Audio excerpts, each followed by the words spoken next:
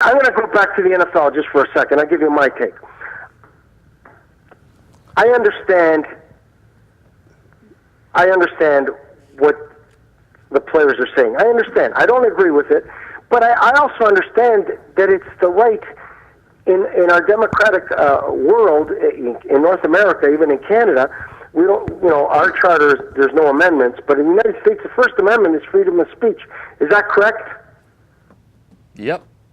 So I understand they're upset, and I understand it.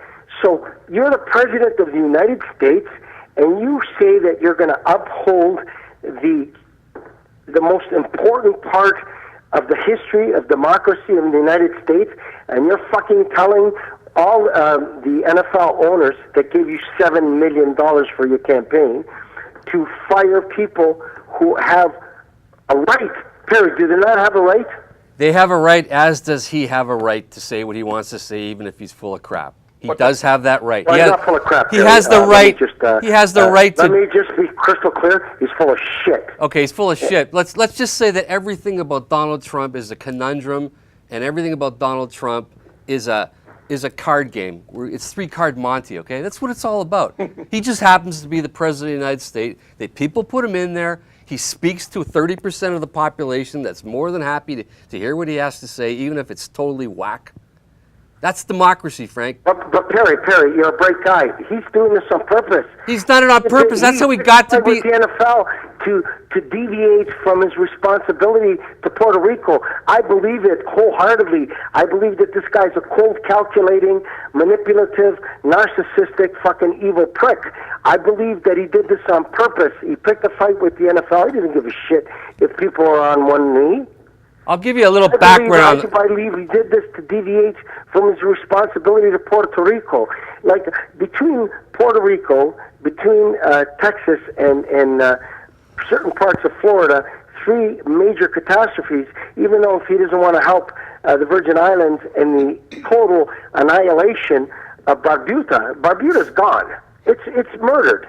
Haiti's in deep shit, right? If he doesn't want to do that because he's trying to get money from other people, he's trying to put the funds in other things.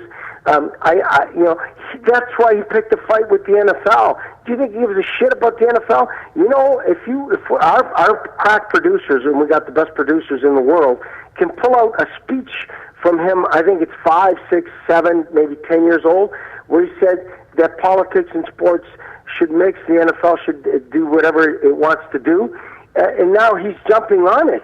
I'll give you a little background that may explain the NFL.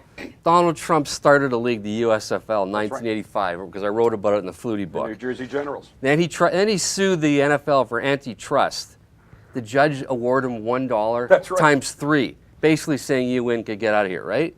Then there was the talk several years ago that he was going after the Buffalo Bills. The NFL in their life will never, ever let Donald Trump be part of the club, because when you sue them once, that's it, it's over. So why did they give him $7 million? I don't know. What I'm trying to say, Frank, is Donald Trump's the type of guy, if you piss him off once, he'll remember it, and at some point in time, he'll decide to make an issue out of it. I disagree on this one, Perry, and I have a lot of respect for you. I think he used the NFL to deviate his responsibility to his own citizens in Puerto Rico. That's probably true, Frank. We've talked about that before. It's the bait and switch. It happens. But what are people... seriously, Frank, on a whole, on the weekend, were people talking about Donald Trump and the NFL, people that have nothing, that don't follow sports at all, or were they talking about Puerto Rico? No, they're talking about Donald Trump and the NFL.